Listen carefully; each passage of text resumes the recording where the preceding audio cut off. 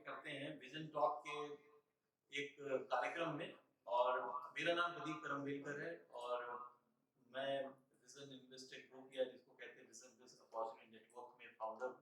और आज हमारे लिए इस टॉक शो में जो सबसे बढ़िया बात है और जो सबसे गर्व की बात है कि मेरे साथ एक बहुत जबरदस्त सज्जन है, सिद्धार्थ रस्तोगी जी। आपका स्वागत है इस टॉक शो में। और जिस तरह से आपने सर ये मौका दिया है वो हमारे लिए भी एक जिसको कहते हैं ना वन टाइम अचीवमेंट हो गया हमारे लिए कि आप हमारे ऑफिस में आए। और दर्शकों मैं आपको बतला दूं कि सिद्धार्थ साहब एक बहुत ही जबरदस्त कैपिटल मार्केट के एक्सपर्ट हैं, साथ में प्रिंसिपल ऑफिसर और मैनेजिंग डायरेक्टर और चीफ मार्केटिंग ऑफिसर हैं एम्बिट एसेट मैनेजमेंट के साथ।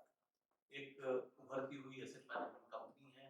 खुद एक अपने आप को अगर आप उनको देखेंगे तो वो किसी फिल्म स्टार या स्टार से कम नहीं लगते। फाइनेंशियल विजार्ड जनरली इतने स्मार्ट नहीं होते लेकिन जितने मैंने देखे हैं, but he is one of them जिन्होंने 8 मिनट डिसीजन करके एक पुस्तक भी लिखी है और जिसमें वो बतलाते हैं कि आप इफेक्टिव डिसीजन कैसे ले सकते हैं। He is today with us talking about capital market, impact of budget on capital markets, investment markets and so many things. Budget जैसा आपने इस बार देखा होगा कि हमारी फाइनेंस मिनिस्टर ने जब प्रस्तुत किया तो जिस भी फोरम पे मैं गया, जहां पे भी गया, वहां मैंने देखा कि ये लगातार उसकी तारीफ ही हो रही है।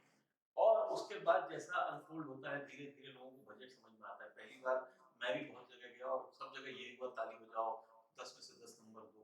लेकिन फिर मुझे ऐसा लगा कि नहीं, ऐसा तो नहीं कि कुछ और इसमें और अंदरूनी चीजें हैं, फाइन ट्यूनिंग होनी जरूरी है। तो उसके लिए एक ऐसे व्यक्ति की जरूरत थी जो उसको डिकोड कर सके ज्यादा बेहतर ढंग से। सो मेरे को लगता है सिद्धार्थ जी से बेहतर उसके लिए व्यक्ति नहीं हो सकता। सो आई स्टार्ट कि आपका क्या व्यू है इस बजट के बारे में जिसको हम विकास उन्मुखी बजट कह रहे हैं, डेवलपिंग बजट कह रहे हैं, नॉट सो पॉपुलिस्ट बजट कह रहे हैं, और ये कह रहे हैं कि ये एक बहुत अच्छा बजट है किसी भी सरकार के द्वारा। How you take it as financial wizard, investment banker and expert of capital market. So Pradeep ji, पहले आपका बहुत बहुत धन्यवाद कि आपने मुझे एक अपॉर्चुनिटी दी, मुझे एक मौका दिया बात रखने का। आपके माध्यम से शायद मध्य प्रदेश के, छत्तीसगढ़ के और पूरे भारत के लोग इस बजट के बारे में समझ सकें। ये बजट स्वर्णिम भारत का पहला बजट है और ये बजट शायद 2050-2047 की एक नींव रखने में कामयाब है। आपने शायद शुरुआत में बोला कि आप जहां भी गए लोगों ने इसकी काफी चर्चा की, अच्छी भूरी अच्छी प्रशंसा की। हमारे सर ऐसा बहुत कम होता है कि बजट जैसे सब्जेक्ट में पब्लिक ओपिनियन पॉजिटिव टाइप का। जी, क्योंकि इस बजट में जो हमने बहुत इंटरेस्टिंग चीज देखी और मैं उनको 2-3 लाइनों में बताना चाहूंगा। पहला, this is a budget from the salary to the self employed, from the socially ostracised to the socially influential, from the startup to the industrialist, from the weakest to the strongest, from the poorest to the richest.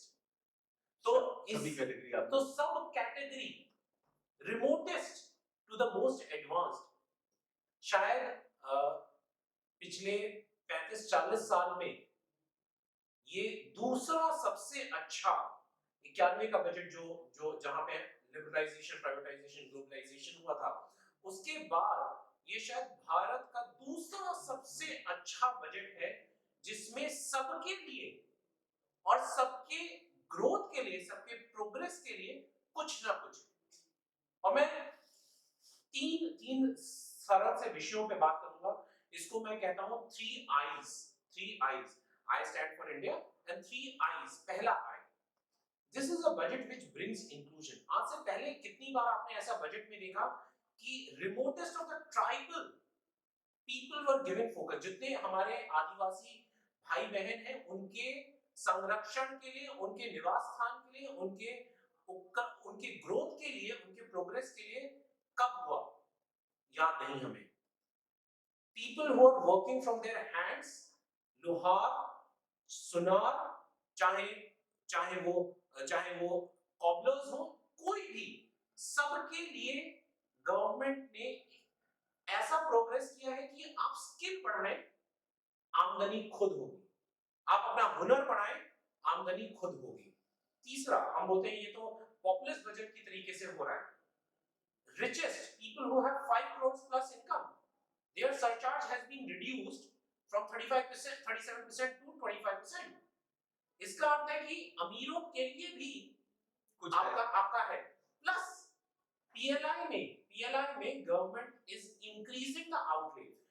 who's running the PLI?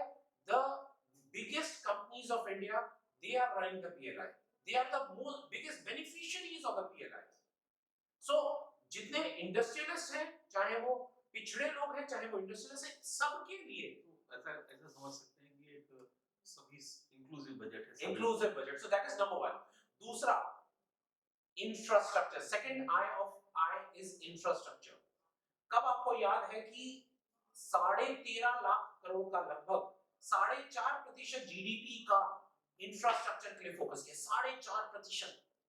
10 lakh crore government की तरफ से direct, 2.4 lakh crore railways की तरफ से, 1.35 लाख करोड़ जो state के माध्यम से जो गवर्नमेंट सेंट्रल गवर्नमेंट जो इंटरेस्ट फ्री लोन दे रही है उसके मार्फत। तो 4.5% का इंफ्रास्ट्रक्चर मल्टीप्लायर जो अगले 3 से 4 साल में 3 से 4 गुना होगा, आप उसके बारे में सोचिए। So that is the second I. A lot of money will be infused in the market. A lot of money will be infused from the government side, and that infrastructure creation will benefit every possible sector, from the commodities to the cement to the labor to the food to the transportation to the logistics to the shipping, to every possible sector you can think of. Education, healthcare, everything will be needed for improving the infrastructure. There is not a single sector which will not benefit out of it. Number 3, जो मैंने तीसरा I बोला, तीसरा I है increase in income या incremental income. The government is very very clear. ये government एकदम intent में एकदम सटीक है। आप इन्वेस्टमेंट को और टैक्स बेनिफिट को साथ में मत जोड़िए। आप टैक्स की दरें कम कीजिए, टैक्स को सिंप्लीफाई कीजिए और टैक्स कम दीजिए।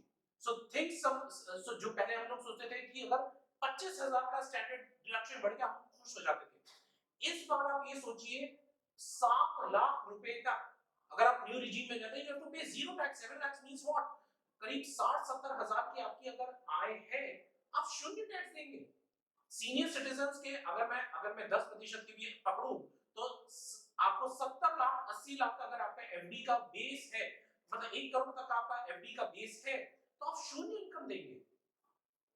तो कहने का तात्पर्य क्या है, जैसे ही गवर्नमेंट ने ये न्यू टैक्स रिजीम के को लागू किया, उससे आप यहाँ पर थोड़ा सा है, कई लोग इस न्यू टैक्स रिजीम और पुरानी टैक्स रिजीम में कंफ्यूज रहते हैं। जी, उनको लगता है कि ये न्यू टैक्स अपन किस में आ रहे हैं, शायद बहुत लोगों को पता नहीं। जी, आप शायद आधे मिनट में ही बता पाएंगे कि ये क्या टैक्स रिजीम का क्या कहना चाहते हैं। परफेक्ट। तो दो गवर्नमेंट की 2 टैक्स रिजीम है। सबसे पहली टैक्स रिजीम है ओल्ड वाली, जिसमें गवर्नमेंट आपको डिडक्शंस देती है। आप एटीसी, अब बहुत सारे डिडक्शन सेक्शन 1 इनकम है, वहां पे आपको 3 लाख रुपए की टैक्स इनकम है। तो अगर एचआरए, आप बहुत बड़े बंगले को रेंट पर लेकर के नहीं रहते हैं, तो आप शायद आपका खुद का घर है, या अगर आपका छोटा सा घर की व्यवस्था है और अगर आप रेंट पे बहुत ज्यादा डिडक्शन नहीं लेते, then new regime is the best for you. This is what it is. Great. तो दर्शकों में यहाँ बतला दूं कि जिस तरह से ट्रिपल आई बताया सिद्धार्थ जी ने, और न्यू टैक्स रिजीम आपके लिए बहुत इंपॉर्टेंट है। थोड़ा सा समझिएगा, अपने चार्टर्ड अकाउंटेंट से भी पूछिएगा कि यदि आप पुरानी टैक्स रिजीम को ही अभी तक बेहतर समझ रहे हों और आपको ऐसा लग रहा हो कि न्यू टैक्स रिजीम शायद कुछ नए लोगों के लिए, तो ऐसा नहीं है, हम सब भी न्यू टैक्स रिजीम की ओर जा सकते हैं। Right sir? Absolutely, absolutely. Even senior citizen can Even opt for- senior citizen should opt for it, क्योंकि सीनियर सिटीजन्स को इस बार जो गवर्नमेंट ने जो सीनियर सिटीजन डिपॉजिट्स है उसकी लिमिट पहले 15 लाख थी, उसकी 30 लाख रुपए कर दी। तो इसका मतलब है कि करीब 8% तक आपको टैक्स फ्री इनकम आपके हाथ में आ रही है, और सरकार भी और सुरक्षा दे रही है एक तरह से। करेक्ट। अगर गवर्नमेंट सोवरेन मनी और सेविंग्स एब्सोल्युटली 30 लाख तक पहुंच गई, 30 लाख तक, मतलब अगर आपकी तो थोड़ा सा तो मैं इसको कई बार देखता हूँ कि जिस तरह से सरकार इस पैसे को ले रही है, मैं बिल्कुल ढंग से लेता हूँ जी, कि सरकार ने 15 से 30 लाख, मतलब सरकार ने अपने पास 15 लाख और ज्यादा मंगा लिए। तो जो कैपिटल मार्केट से जुड़े लोग हैं उसको एक अलग ढंग से लेते हैं, क्योंकि कैपिटल मार्केट का इनफ्लो कहीं ना कहीं कम होता है अगर गवर्नमेंट सेविंग स्कीम्स की तरफ रेपो रेट भी बढ़ा रही है, इंटरेस्ट रेट भी बढ़ रहे हैं। तो आपको नहीं लगता कि थोड़ा सा इम्पैक्ट हमारे कैपिटल मार्केट की ग्रोथ पर आएगा? देखिए प्रदीप जी, हमको तीन चीजों में इसको समझना पड़ेगा। पहला, हम कंपेयर करते हैं पीछे से। मैं अगर बात करूं तो आज से करीब करीब 10 साल पहले हमारी जो अर्थव्यवस्था का साइज था वो 1.6 ट्रिलियन डॉलर था, आज हम 3.4 हैं। हम डबल से भी ज्यादा हो गए हैं। अगर हम डबल से ज्यादा हुए हैं तो हमारी इनकम भी बढ़ी है, सबकी इनकम बढ़ी है, तो हमारी सेविंग्स भी बढ़ी है, डिस्पोजेबल इनकम के साथ हमारी इनकम भी बढ़ी है। तो आप जो बोल रहे हैं कि एफडीज में और जो फिक्स्ड इनकम प्रोडक्ट्स में उसमें गवर्नमेंट अपना ज्यादा भागीदारी ले रही है और कैपिटल मार्केट्स में कम हो रहा है, ऐसा पूर्णतः सत्य नहीं है, क्योंकि जो सीनियर सिटीजन्स हैं उनके कहीं ना कहीं दिमाग में हमेशा रहता है कि उनको एक रेगुलर इनकम चाहिए। रेगुलर इनकम के अलावा कहीं ना कहीं इन्वेस्टमेंट बैंकर्स भी उनको कहता है कि you should be more safer side. Absolutely, it is not advisable to you go take full exposure of 100%। तो अगर कोई भी सीनियर सिटीजन है जिसके पास 50 लाख 60 लाख 70 लाख का एक अच्छी जमा पूंजी है और 30-50 लाख अगर वो फिक्स इनकम में डालता है तो 20-25 लाख वो शायद कैपिटल मार्केट्स में डाल देगा, और उससे क्या होगा, वो जो 20 लाख रुपए कैपिटल मार्केट्स में डालेंगे वो शायद 3, 5, 7 साल के लिए नहीं देखेंगे, क्योंकि इनकी रेगुलर इनकम आ रही है। उसके बनस्पत अगर उन्होंने 50-60 लाख रुपए पहले फिक्स इनकम की जगह कैपिटल मार्केट्स में डाला होता, हर 6 महीने में उनको डर लगता कि आज मुझे पैसा निकालना है डे टू डे के लिए, और वो पैसे की वैल्यू डाउन है। तो शायद गवर्नमेंट ये करने की कोशिश कर रही है कि जिसको जैसी रिस्क की और कैश फ्लो की रिक्वायरमेंट है वैसा फोकस करके you take your best risk optimised decision. That's very good view on that. Similarly, government has introduced many things on even monthly मासिक इनकम में भी उन्होंने डबल कर दिया है। Correct. So government is attracting those people also who are looking for secure returns and all those things. इसका क्या लगता है आपको? बजट इतना सब जगह आपने कहा इंक्लूसिव बजट है, how you see in economy or in the capital market? Because जिस दिन मुझे याद है, जिस दिन मैं इस बजट को सुन रहा था तो वो 1000 पॉइंट चला गया था। Correct. और फिर नीचे लो में बंद हुआ था। Correct. So how sometime you see कई बार सेंसेक्स जिस ढंग से रिएक्ट करता है तो साधारण व्यक्ति को समझ ही नहीं आता कि ये 500 से ऊपर हुआ, 1000 तक पहुंचा, 300 माइनस हुआ, तो ये इसका क्या उसने, तो what you think as outlook on this budget on this equity market? क्योंकि उसके बाद हमारे यहाँ अडानी एपिसोड चालू हो गया है एंड मार्केट्स लगातार वोलेटाइल बने हुए हैं। So how you take, because मुझे नहीं लगता कि बजट के बाद 1 फरवरी के बाद हम बहुत ज़्यादा कुछ पिछले 10 दिनों में बाजार में पॉजिटिव साइड देख पाए।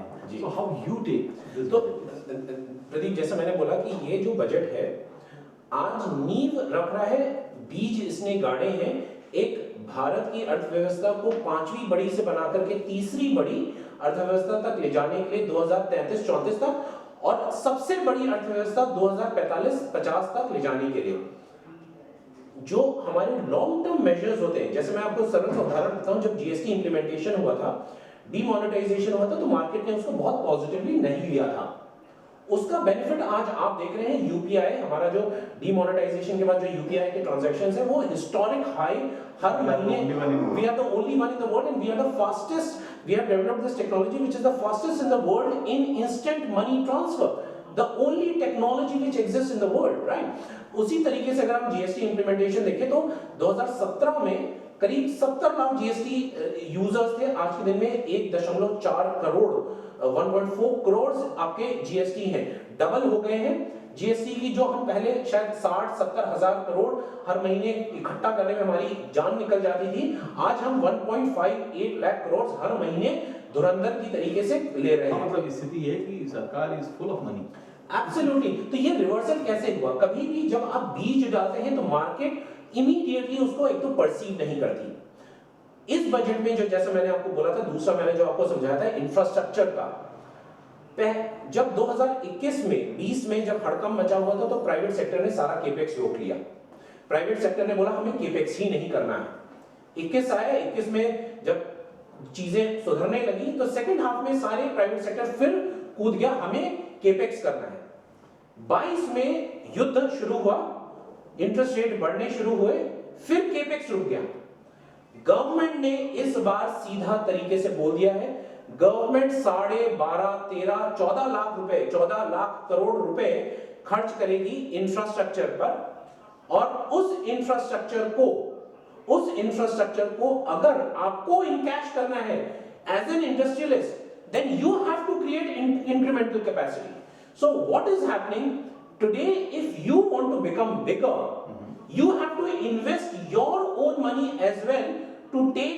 bigger contracts which the government is going to assign.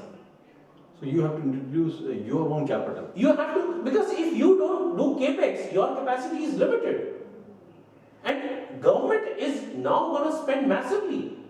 If you don't have the infrastructure to take those contracts, because government is not going to implement, government is going to spend that money. Implementation is going to be done by the private companies.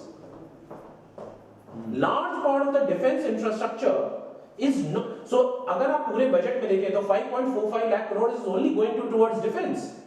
Defence में government की Hindustan aeronautics और थोड़ा बहुत अगर आप देखें तो DEL, that's about it. उसके अलावा जितना भी केपेक्स है that is going to the private sector. Correct. And if private sector is not geared up to manufacture, then it's your loss.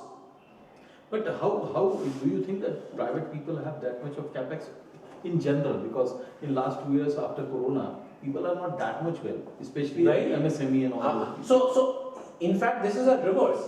आप देखिए तो डिफेंस के जो सबसे बड़े कॉन्ट्रैक्ट्स हैं आज के दिन में, चाहे वो रिलायंस ग्रुप हो, चाहे वो टाटास हो, चाहे वो बाबा कल्याणी ग्रुप हो, all these groups are across. It's an open bidding. It's a decentralized process of decision making.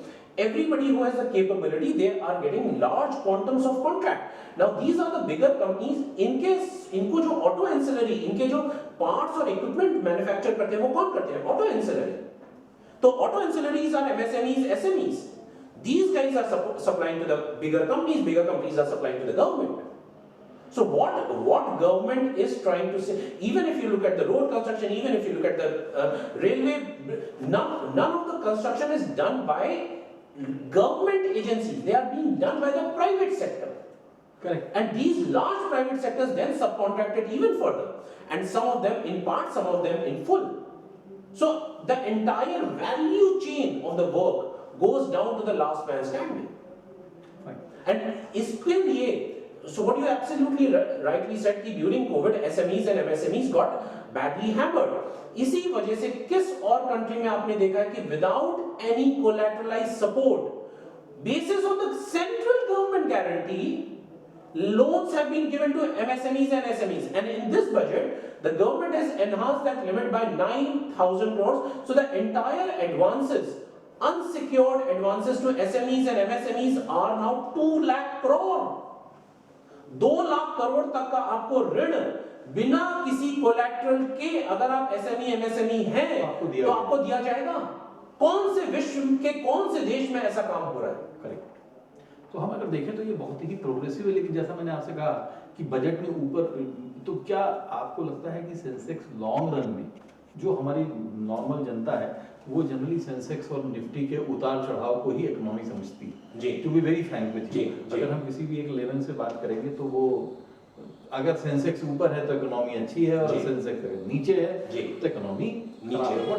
What you से, हाउ So आपने बहुत ही उपयुक्त बात बोली, और ये इस तरीके का एक भ्रम मिथ्या मैं आप सबको एक साफ करना चाहता हूं. तो सबसे पहला चीज, जैसा आपने बोला, एक लार्ज ग्रुप के चैलेंज की वजह से हमको थोड़ी उठा-पटक हुई बजट में, लेकिन आपने पहली बार देखा सेंसेक्स और निफ्टी में डाइवर्जेंस हुआ. सेंसेक्स बढ़ रहा था, निफ्टी शायद थोड़ी दबी हुई थी. वो क्यों हुआ? क्योंकि उस बड़े लार्ज ग्रुप का एक्सपोजर सेंसेक्स में नहीं था, ये कम था, और निफ्टी में ज्यादा था. तो सबसे पहला तो इसका मतलब क्लियरली है कि एफआईआईज ने इसको थम्स अप दिया. दूसरा आपका जो प्रश्न था कि जो क्या सेंसेक्स और निफ्टी इकोनॉमिक बैरोमीटर है किसी कंट्री के, 2020 में भारत की अर्थव्यवस्था करीब 8 से 12% हर क्वार्टर में श्रिंक हुई, कम हुई. अगर आप जुलाई 2020 से लेते हैं, सेंसेक्स और निफ्टी ऊपर चढ़ रहे हैं. आप कैसे कह सकते हैं कि जब अर्थव्यवस्था गर्त में समा रही है और निफ्टी और सेंसेक्स ऊपर जा रहा है तो वो इक्विवेलेंट है? तो कहने का तात्पर्य क्या है, सेंसेक्स और निफ्टी 3 चीजों से रेगुलेट होते हैं. पहली अर्निंग्स, कंपनियों की जो अर्निंग्स है. दूसरी लोगों का सेंटिमेंट, आज लोगों को कैसा फील हो रहा है, कल नहीं, परसों नहीं, तरसों नहीं, 5 साल बाद नहीं, आज कैसा फील हो रहा है. तीसरा लिक्विडिटी सप्लाई. ग्लोबली लिक्विडिटी कितनी है, वो चीज डिटरमिन करती है कि ग्लोबल फ्लोज कहां जा रहे हैं, और ग्लोबल फ्लोज से मार्केट ऊपर नीचे जाता है। अब आपको एक और उदाहरण देता हूं, चाइना की अर्थव्यवस्था की ग्रोथ और सेंसेक्स और निफ्टी ग्रोथ कन्वर्ज करती है। करेक्ट। तो शॉर्ट टर्म में चैलेंजेस हो सकते हैं, लिक्विडिटी फ्लो हो सकता है, लॉन्ग टर्म में ये 3-3.5 साल के अंतर में ये सब कुछ कन्वर्ज करते हैं। परफेक्ट। तो ये हो गया कैपिटल मार्केट की बात। What is your outlook on debt market? So debt market में मैं about this budget, so debt market में मैं बहुत सकारात्मक हूं, क्योंकि डेट मार्केट में क्या हुआ, सबसे पहली चीज की, क्योंकि आपके इंटरेस्ट रेट बढ़े, इंटरेस्ट रेट बढ़ने से आपके जो डिटेल सेविंग्स के रेट्स हैं वो बढ़े, आपका इनकम टैक्स कम हो गया, क्योंकि अगर आप डिडक्शन नहीं ले रहे हैं आपका इनकम टैक्स कम हो गया। तीसरा, कैपिटल गेन सेम रहा। तो अगर आप इन सब इक्वेशन को करें तो आपके हाथ में तो ज्यादा income I. Correct.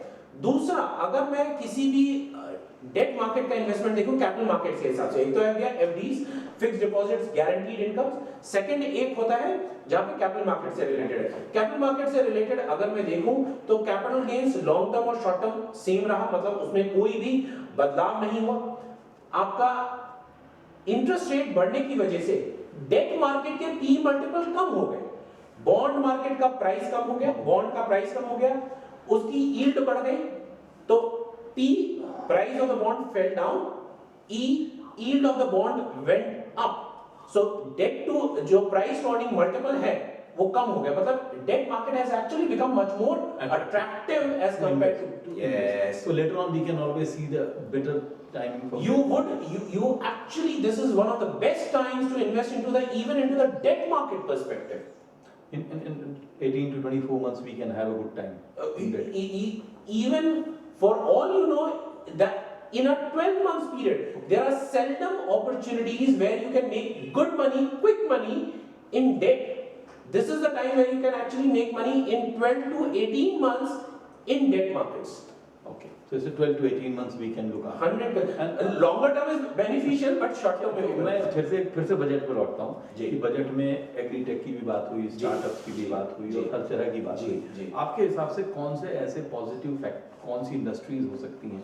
What you feel 5 industries or 4 industries which you feel are very positive, और at least 2-3 industries which you feel कि शायद वो मिस रह गई। जैसे मुझे लगा कि हेल्थ के बारे में कुछ बहुत ज़्यादा आउटफ्लो गवर्नमेंट ने नहीं किया। सो ऐसे आपको कौन सी इंडस्ट्री लगती है? बहुत बढ़िया प्रश्न है। तो पांच ऐसी इंडस्ट्रीज हैं जहां पे हम बहुत ज्यादा पॉजिटिव हैं। सबसे पहला जो हम सेक्टर मानते हैं IT, so technology, IT and IT enabled services. Whole budget is about IT. Correct. तो अगर आप देखें तो बजट में आईटी पे जितना फोकस है, प्लस आज के दिन में कैपिटल मार्केट्स के तवज्जो से देखें तो आज का जो वैल्यूएशन है जबरदस्त अट्रैक्टिव है। इंटरेस्टिंग चीज क्या है प्रदीप जी की 22 में जब ये सारा करेक्शन आया तो जो पी में प्राइस है वो तो ड्रॉप हो गया, अर्निंग्स ड्रॉप नहीं हुई। अर्निंग्स लास्ट ईयर भी, मतलब 2022 में भी आईटी कंपनियों की करीब 18 से, डिपेंडिंग ऑन कौन सी कंपनी है, 18 से 34% तक अर्निंग्स आई। इसका मतलब क्या है कि आपका पी मल्टीपल कम हो गया और अर्निंग्स बढ़ती नहीं। प्लस गवर्नमेंट का फोकस पूरा आईटी की तरफ है, तो that is one of the sunrise sectors which you should look for. Number 2, इस बार गवर्नमेंट ने केमिकल्स पे भी जबरदस्त तवज्जो दी है। केमिकल्स में क्यों है? मुझे यहाँ पे पड़ता है green energy. Absolutely, green energy and chemicals. Green energy में बहुत सारी लिस्टेड कंपनियां नहीं है, इसलिए उसमें हम शायद फोकस नहीं कर पाएंगे क्योंकि हमारा काम लिस्टेड कंपनीज में ज्यादा है। But chemicals which are essential and export oriented, और केमिकल्स में भी valuations are very very attractive. Chemicals में valuations have become almost half, तो इतना ज्यादा करेक्शन हुआ है। एंड केमिकल्स अगर आप देखें तो सुबह आप जब उठते हैं तो दंत मंजन जब यूज करते हैं, तब रात में सोते हैं तो अपनी गुड नाइट की आप जब टिकिया जलाते हैं तो उसमें भी केमिकल्स है, सुबह ब्रश करते हैं तो उसमें भी केमिकल्स है। तो सुबह से रात तक आप केमिकल्स यूज कर रहे हैं तो केमिकल का कंजम्पशन जो अब तक हम इंपोर्ट कर रहे थे शायद इंडिजिनस शुरू होगा। So you have a domestic large market which is growing, plus you have export oriented opportunity because China +1, Europe +1, Russia +1, who's that one? India. So chemicals is the second big theme which we are very very gung-ho on. Third big thing which we are gung-ho on is the platform services, which is IoT, internet platform services. What do you say about robotic? It comes So under robotics, AI, platform, so everything, Internet of Things, AI, AR, VR, इन सब पे भी government का जबरदस्त focus है. Unfortunately इसमें भी listed कंपनियों में थोड़ा कम अपॉर्चुनिटी है, लेकिन स्टार्टअप वर्ल्ड में ज्यादा है, लेकिन गवर्नमेंट ने स्टार्टअप को भी दिया है, उस पर हम बात करेंगे. लेकिन this is the third area where we are very very bullish on. Fourth area which we are bullish on is in the discretionary demand and industrials. तो आपने देखा कि 79,000 करोड़ का इंक्रीमेंटल प्रधानमंत्री आवास योजना पे आउटले हुआ. अर्थ अगर आप इसको डिसाइफर करें, लगभग 4 से 5 करोड़ घर 2017 से 2024-25 के बीच में लोगों को मिले हैं या मिलेंगे. बहुत बड़ा, ये बहुत इन सारे घरों में furniture, hosiery, bathroom fittings, tiles, paints, electric equipment सब कुछ लगेगा. आप गरीब से गरीब नहीं है, ये सब बेसिक एमिनिटीज हैं जो आपको लगानी पड़ेंगी. तो उन सब का जो खर्चा है वो आप उठाएंगे. तो ये जो एक मोमेंटम चल रहा है, और ये 2018 से चल रहा है, जो एक्चुअल में 2020 में हमने देखा, फिर 21, 22, 23, 24 में घर मिलने शुरू हो रहे हैं. 4 से 5 करोड़ घर, छोटे बड़े साइज छोड़ दीजिए, हर घर में बिजली होगी, हर घर में पानी होगा, हर घर में बाथरूम होगा, टॉयलेट होगा, टाइल्स होंगे, बाथरूम, ये सब कुछ. तो that is the fourth biggest sector which we are very very bullish on. Fifth biggest sector, चूंकि डिस्पोजेबल इनकम आपकी ज्यादा होगी, जैसा मैंने बताया कि इनकम टैक्स के दरें घटने से आपको बेनिफिट मिलेगा, प्लस रूरल डिमांड जबरदस्त बढ़ेगी. क्यों? क्योंकि गवर्नमेंट ने 20 लाख करोड़ का एग्री क्रेडिट देंगे. करेक्ट. 20 लाख करोड़ का एग्री क्रेडिट अगर जाएगा, और वो भी कम ब्याज दरों पर, तो ऑटोमेटिकली जो फार्मर की इनकम है, एग्री इनकम है, उसका मतलब क्या है? Consumer staple business, low and biscuits हुए, शैम्पूज हुआ, ये सारे जो आइटम्स हैं, इन सब में तेजी से बढ़ोतरी आएगी. Package, And you will have lot of many brands, small brands, and you will consume little more. अगर शायद आप एक बिस्किट का पैकेट खरीदते थे, शायद आप 3 बिस्किट का पैकेट खरीदेंगे. आप शायद अगर प्लेन बिस्किट खरीदते थे एकदम बेसिक वाला, शायद आप क्रीम वाला बिस्किट खरीदेंगे. तो ये हमारा 5वां थीम है. और छठा थीम जो आपने शायद बोला, health care, pharmaceuticals, we are still very bullish, क्योंकि हेल्थ केयर में पिछले 2 बजट में कोविड की वजह से बहुत ज्यादा इंक्रीमेंटल एलोकेशन हुआ था. गवर्नमेंट क्या बोल रही है कि आप आयुर्वेदिक नेचुरल तरीके से ट्रीटमेंट लें. आपको यूनाइटेड स्टेट्स ऑफ अमेरिका नहीं बनना है, जहां पर there is medicine so that you can fall ill. People consume medicine so that they can fall ill. You would believe 20% of the annual outlay of an average American is only on medicines, popping pills. 20%. अगर आप सोचिए, आपकी 10 लाख की income है, 2 लाख रुपया अब tax काटने के बाद जो टैक्स डिडक्ट सिर्फ दवाई खाते हैं या इंश्योरेंस, मेडिकल इंश्योरेंस दे रहे हैं, 2 लाख रुपया. It's crazy. Government does not want that. You should do wellness, not medicine. That's the focus. Great. And what are those negative sectors? कुछ तो बुरा होना चाहिए. So अगर मैं नेगेटिव की बात करूं, तो शायद स्पेसिफिकली इंश्योरेंस पे शॉर्ट टर्म के लिए नेगेटिव है. क्योंकि अब तक इंश्योरेंस बिकता था टैक्स प्रोडक्ट, अब तक इंश्योरेंस बिकता था इन्वेस्टमेंट प्रोडक्ट. इंश्योरेंस नहीं बिकता था as a protection product, as a replacement of income product. तो कहीं ना कहीं इंश्योरेंस एज अ सेक्टर पे गवर्नमेंट ने साफ सफाई करने की है. तो उसकी वजह से मिस सेलिंग को रोकने के लिए गवर्नमेंट ने जो साफ सफाई की है, उससे थोड़ा सा शॉर्ट टर्म के लिए इंश्योरेंस पे आपको सेटबैक पड़ेगा. दूसरा, गवर्नमेंट ने, जो मैं बहुत प्रसन्न हूं, जो हायर एंड सिगरेट्स हैं, उस पे थोड़ा सा गवर्नमेंट ने टैक्स बढ़ा दिया है. गुटखा पे और जो च्युइंग टबैको है, उन सब पे गवर्नमेंट ने टैक्स बढ़ा दिया है. तो that is a negative for all these sectors. So tobacco sector is obviously under negative. Third place where I think government has made the right move is on LRS. जो money laundering, जो सर्कमवेंटिंग of money होता था, government ने 20% TCS कर दिया, tax collection at source. LRS जो 2.5 लाख $250,000 जो $2.5 लाख आप भेजते थे पहले, तो पहले 5% टीसीएस करता था, अब गवर्नमेंट ने उसमें 20% कर दिया है। तो अगर आप बाहर जाकर के बड़े-बड़े घर खरीद रहे हैं तो थोड़ा सा टैक्स यहाँ पर भी भर दीजिए।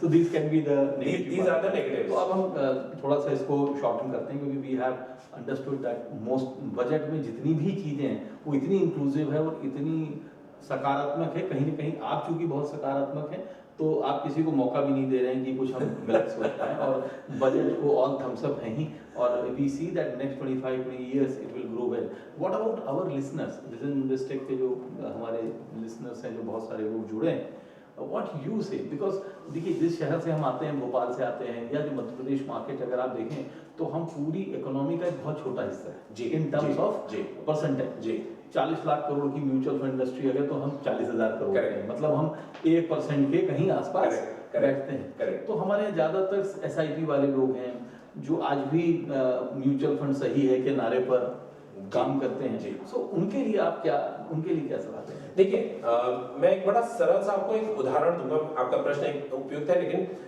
सेबी बोलता है आपको 4 एसेट क्लासेस में ही इन्वेस्ट कर सकते हैं, डेट, इक्विटी, रियल एस्टेट और गोल्ड। इक्विटी को अगर मैं छोड़ दूं तो जनरली लोगों की जो सारी आमदनी होती है वो रियल एस्टेट में जाती है, रियल एस्टेट हैवी होते हैं। अगर आप देखें, जो आपने सही बोला, मध्य प्रदेश का जो पूरा मार्केट है वो इक्विटी इन्वेस्टिंग में बहुत छोटा है। इसी तरीके से आप देखें तो मध्य प्रदेश का जो मार्केट है एक्सपोर्ट्स में बहुत छोटा है, बिजनेस कंट्रीब्यूशन में छोटा है, रियल एस्टेट में छोटा है, जीडीपी में contribution as a percentage of the total GDP छोटा है। क्यों छोटा है? सरल सी चीज है, आप देखिए, आप विशाखापट्टनम तो है नहीं, क्योंकि आप आंध्र प्रदेश की, भोपाल की अगर मैं बात करूं तो आप आंध्र प्रदेश की नई तो बन नहीं रहे, अगर आप नई कैपिटल नहीं बन रहे हो, तो यहाँ पे जो रियल एस्टेट का प्रोग्रेस है, मतलब लोग रियल एस्टेट क्यों करते हैं? क्योंकि लोगों के प्राइस अनाप शनाप बढ़ जाए, वो बढ़ने का जो स्कोप है वो लिमिटेड है। उसके बनिस्बत अगर आपको नेगेटिव नहीं हुई, with some intelligence, with some acumen, with some honesty, if you start any business, आप ऑपरेटिंग लेवल पर, एबिटा लेवल पर आप ब्रेक इवन करते हैं 1000 से 33 दिन में, 1035। With same intelligence, with same acumen, with same honesty, you break even at the PAT level, bottom line level पे आप ब्रेक इवन करते हैं 1750 दिन में।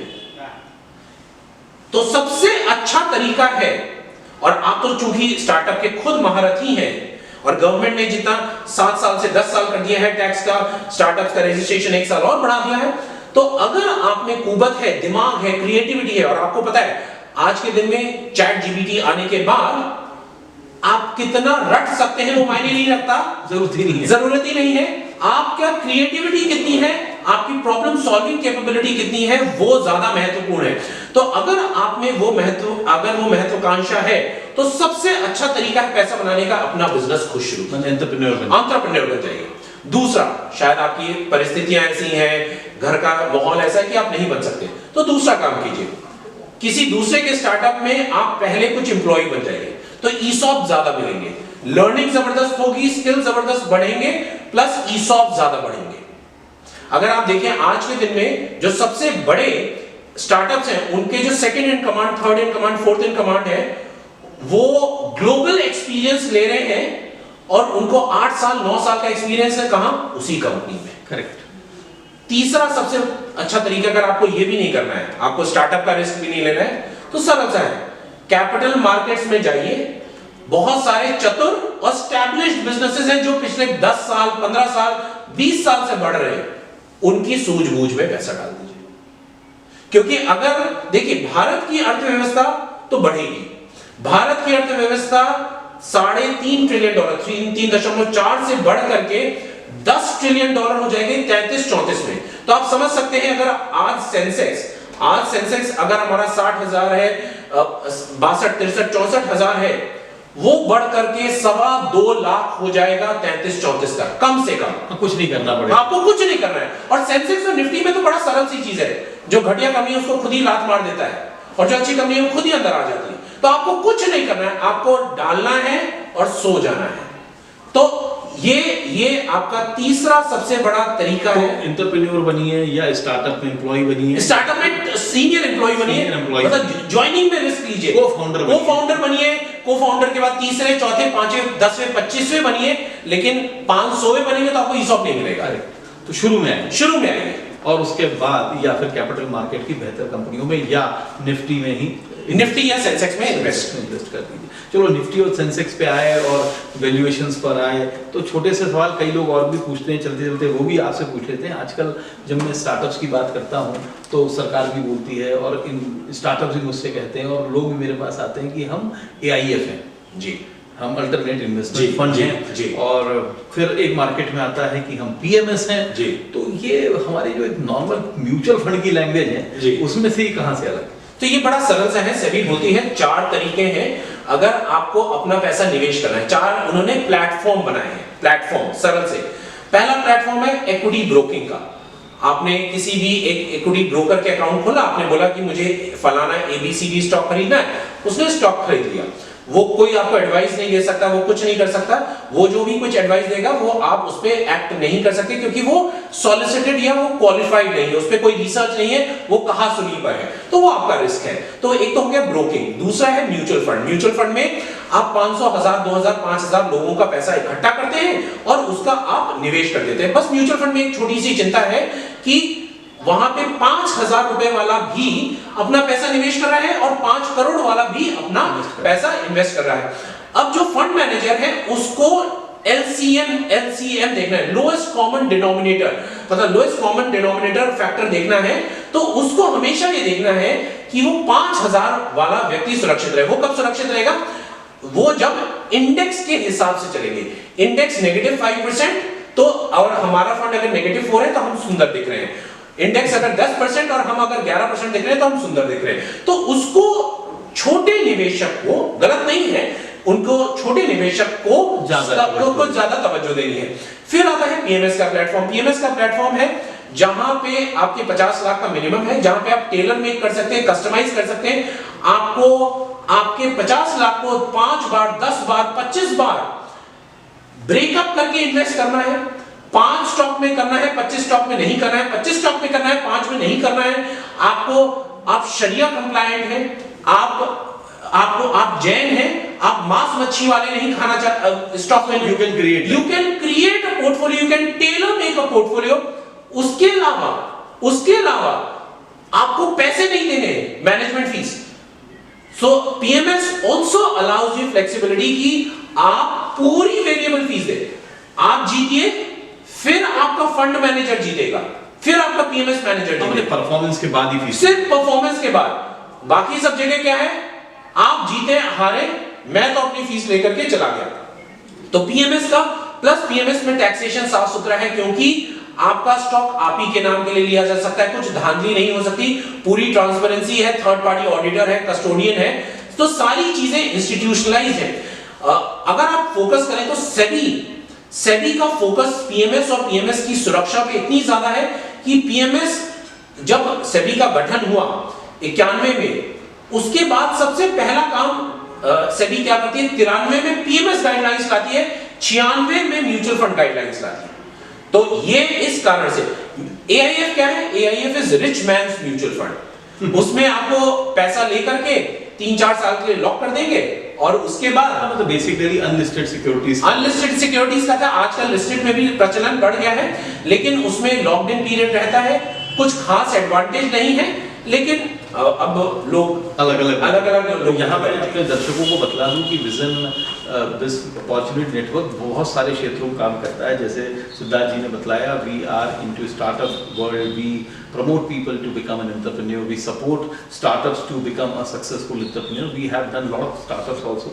We also into investment market with capital and mutual funds and insurance and real estate and every investment market we are there. We are also into healthcare industry where we run district hospitals and civil hospitals of government of MP, and soon we are moving towards the same services in private hospital where we are saying that doctors should concentrate on their core areas. That is, they should only do the doctoring, medical part, and the rest administration part, digital administration. I say it, digital hospital asset management. Your asset we will manage. Wow. Your patients we will manage. So we are moving in that directions also. So soon we will have basically business opportunity network से मतलब ये है कि we are giving every platform. Like at one level we are serving to startups. Second level to SME, MSME, we have a network called BNI, Business Network International. Then we are partnering with Franchise India also. So we are catering to multiple level of entrepreneurs who wants to do anything on their own. So you are basically I'm a facilitator. You are an enabler. I can use the word. to Yes, all those yes, people yes. who want to start anything.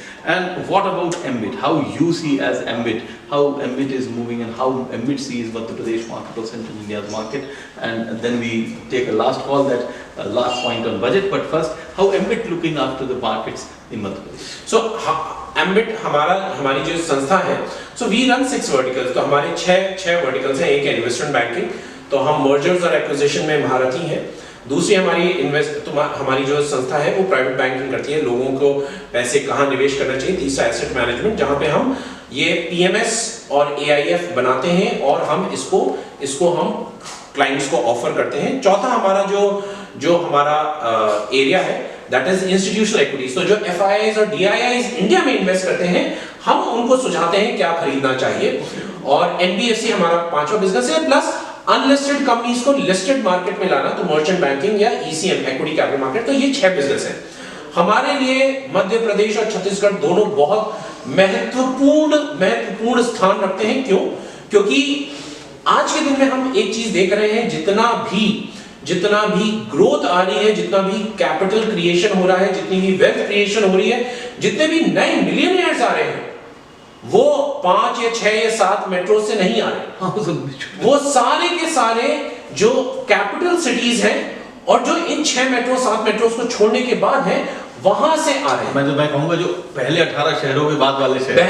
Absolutely. तो इसी वजह से आज हमारे लिए, चाहे वो रायपुर हो, चाहे वो इंदौर हो, चाहे वो भोपाल हो, चाहे वो सागर हो, चाहे वो होशंगाबाद हो, चाहे वो जबलपुर हो, बहुत महत्वपूर्ण है. क्योंकि एक है वेल्थ क्रिएशन, दूसरा है फाइनेंशियल लिटरेसी. अभी तक जो एम्बिट का जो फोकस है 2 ही चीजों पर है, financial literacy and accumulate work. मतलब आपको अगर कोई चैलेंज है, आपको प्रॉब्लम है, हम सॉल्व करेंगे. आप 50 करोड़ वाले कॉर्पोरेट हैं या 500 करोड़ वाले कॉर्पोरेट हैं, चाहे 5000 करोड़ वाले कॉर्पोरेट हैं, चाहे 5 लाख करोड़ कॉर्पोरेट हैं, हम आपके चैलेंज सॉल्व करेंगे. Plus we want last man standing to get him his money to work for him. तो हम चाहते हैं कि आप जितनी मेहनत करते हैं, उतनी ही मेहनत आपका पैसा भी आपके लिए करे. तो यहाँ पर बस मैं ऐड कर दूं सर कि विजन इन्वेस्टमेंट एवेन्यू करके एक वीकली न्यूज़पेपर भी चलाता है. क्या बात. और जिसमें हम पिछले 8 वर्षों से इसी थॉट प्रोसेस पे काम कर रहे हैं कि फाइनेंशियल अवेयरनेस एक्यूमेन को बढ़ाना अल्टीमेटली लॉन्ग रन में इकोसिस्टम को डेवलप करता है. So we definitely look forward for your in this newspaper also, where MBIT can also participate in knowledge sharing, and it reaches to 1,000 plus physical customers and 4,000 plus other customers in investment world, and it's a bilingual. So I definitely want your contribution to zarur avashya. And in last, as we are with Siddharth Saab for budget, so how you give a rating to budget, because every media house ask like this. So in talk show also I want to ask you like, so what in scale of 10, how you will rate it? So I would say this is, as I mentioned, this is I would say almost 9.5. But there are 3 things which stand out, and with this I will end. These 3 things which stand out, which you should always remember. C for consumerism, so consumer and consumer income enhancement. C for capex, increase in infrastructure, and C for credit. These are the 3 big C's which this budget gives you.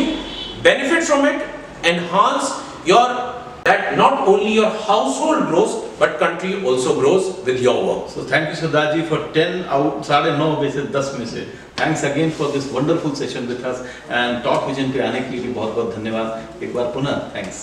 धन्यवाद प्रदीप जी, आपका बहुत-बहुत धन्यवाद मुझे आमंत्रित करने के लिए. Thank you sir.